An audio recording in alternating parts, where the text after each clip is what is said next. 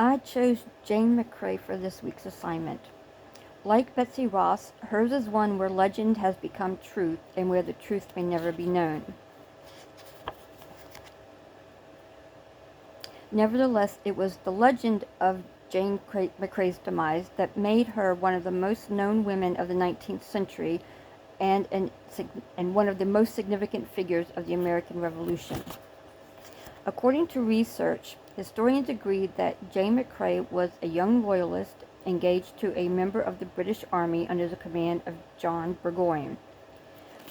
During an invasion down the Hudson Valley, Jane had traveled north to meet her fiancé at Fort Edward. Evidence exists that proves that such an invasion did occur and that Jane did indeed travel north to Fort Edward, where she stayed with a family friend.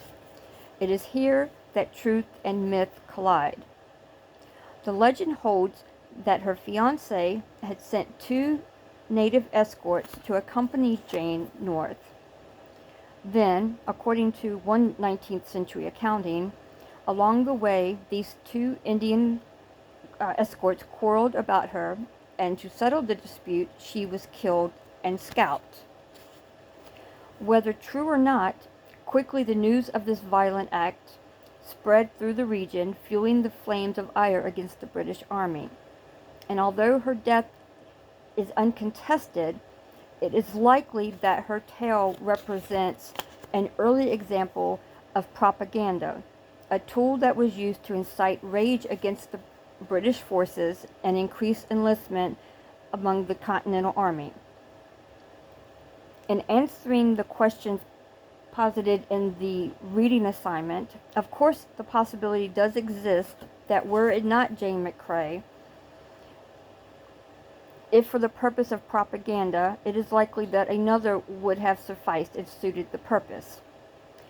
As to the importance of having a female representation, this has always been true, as it is true that without women who served in multiple capacities in the Revolutionary War, as spies, as messengers, as activists, as authors and poets who incited sentiment towards the cause, as nurses, etc., the outcome would likely have been quite different.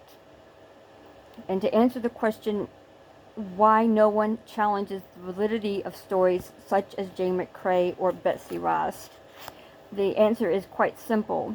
People love legend, and fiction is often more pleasing and palatable than truth. Fact is not always better than fiction.